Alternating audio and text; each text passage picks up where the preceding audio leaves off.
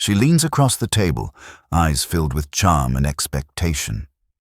Her request floats between you like perfume. Maybe it's a weekend getaway she wants you to pay for. Maybe she needs emotional support after her latest crisis. Maybe she just wants more of your time, your presence, your energy. And in that suspended moment, you feel the weight in your gut, that sinking pressure. You know what you want to say. You know your boundaries, your goals, your personal standards, but instead, you hear yourself say, "Sure." And just like that, you hand over another piece of yourself, a piece you couldn't afford to give away. Later, in the quiet of your apartment, you ask yourself the same questions you've asked before. How did I get here? How did I become the man who can't say no? When did my time become something anyone could claim? When did my resources become everyone else's safety net? This isn't about bitterness. This is about clarity. Today, I'm going to teach you the most valuable skill society never gave you: how to say no to women in a way that earns you more respect, not less. This isn't cruelty. It's not dominance. It's strategy. It's about learning how human attention works and how to protect yours before you're left drained, resentful, and hollow. Because here's the truth. Most men are bleeding energy, time, and money, all while being told they should feel guilty for wanting boundaries. And the system, it rewards the asking, not the giving. Her request costs her nothing. Zero risk, zero loss. But your yes costs you everything. Your focus, your finances, your time, the very things that build your future. This is not war between the sexes. This is economics. And it's time you learn the value of what you're giving and why protecting it doesn't make you a bad man. It makes you a wise one. She can ask for your time, your money, your emotional labor, your validation, your energy, without ever depleting her own. Every successful request strengthens the pattern. Every time you give in, every time you soften your no with guilt, apology, or justification, you're teaching her one thing. Persistence pays off. You're building her strategy while dismantling your own resolve. And the tragedy? You've been conditioned to believe this is love. Since boyhood, you've been programmed to serve. Your father modeled it. Your teachers reinforced it. Society rewards it. The media glamorizes it. You're praised not for protecting your boundaries, but for breaking them in the name of being a good man. Say no to a woman's unreasonable demand, and you're instantly labeled cold, selfish, or unloving. Meanwhile, any resistance you offer is met with emotional manipulation, guilt, or subtle threats of abandonment. This is what behavioral economists call negative reinforcement. You aren't rewarded for self-respect.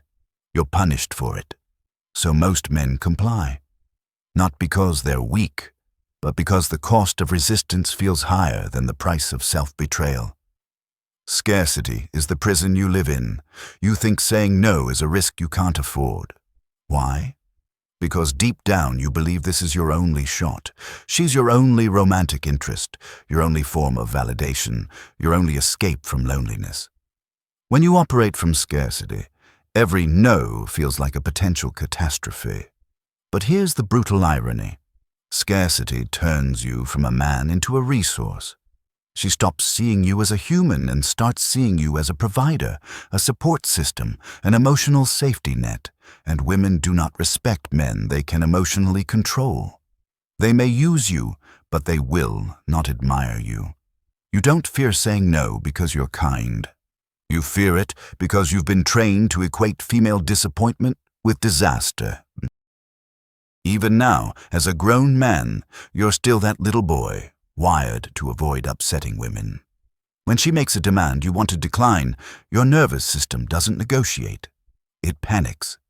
Your heart rate rises, your muscles tense, your mind spirals through worst-case scenarios. It's not logic taking over, it's childhood conditioning, reactivated by the fear of female disapproval. So once again, you say yes, not out of desire, but out of fear. And that fear It's amplified tenfold when you're dealing with an entitled woman, one raised as daddy's little princess, who's been taught that the world should bend to her every whim. These women don't see rejection as a boundary. They see it as betrayal. They've never learned emotional regulation, and they've certainly never learned that others have limits too. When you tell her no, you're not just rejecting a request, you're challenging her entire worldview. But here's the truth you need to anchor deep in your soul.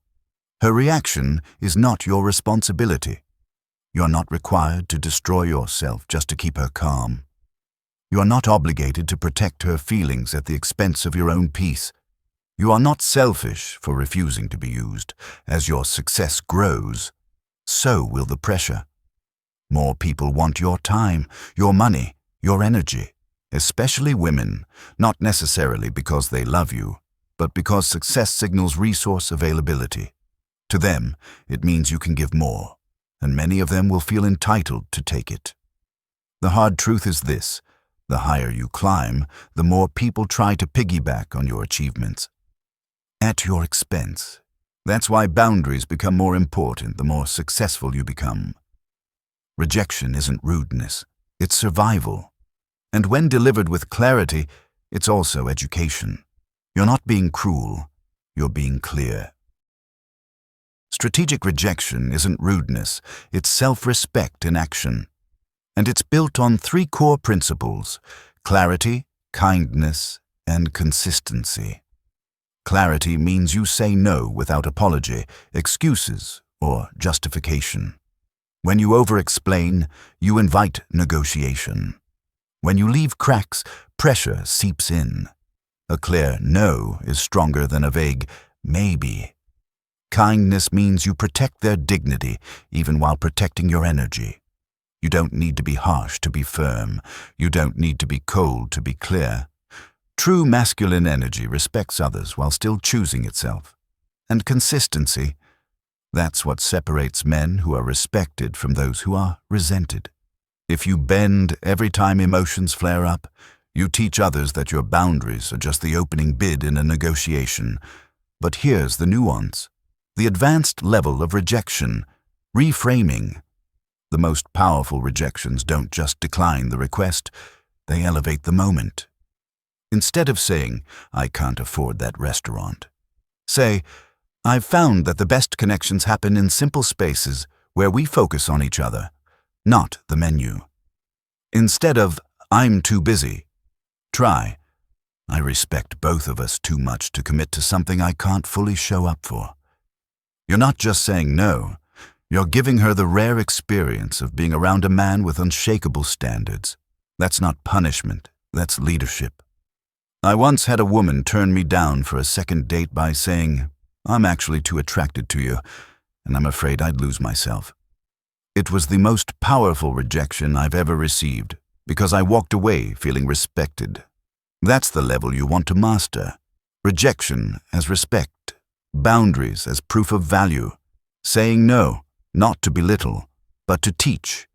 Because when you reject from strength and clarity, you train the world how to treat you. You can acknowledge her disappointment without changing your decision. You can empathize with her frustration without sacrificing your standards. You can care about her feelings without making her feelings your responsibility. This is emotional sovereignty, and it's developed like any other strength through gradual exposure, deliberate practice, and consistent boundaries. Start small. Reject minor requests that conflict with your priorities. Build your tolerance for discomfort. Each no delivered with clarity and respect becomes a rep for your nervous system. You stop fearing the emotional fallout. You begin to see rejection as a normal and necessary part of living with purpose. Because here's the truth: every yes to someone else is a no to yourself. Your time, energy, money, attention, these are not infinite. They are resources that must be allocated strategically if you want to build anything meaningful in your life. That's what strategic rejection really is. Resource management. You're not being selfish. You're being smart. Think like an investor. Ask yourself, What will I have to give up to say yes to this?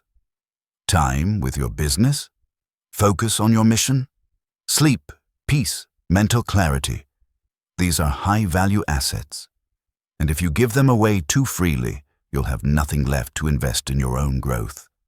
The most successful men don't just guard their bank accounts. They guard their attention. They treat their time like venture capital, invested only where the return is aligned with their values, their vision, and their purpose.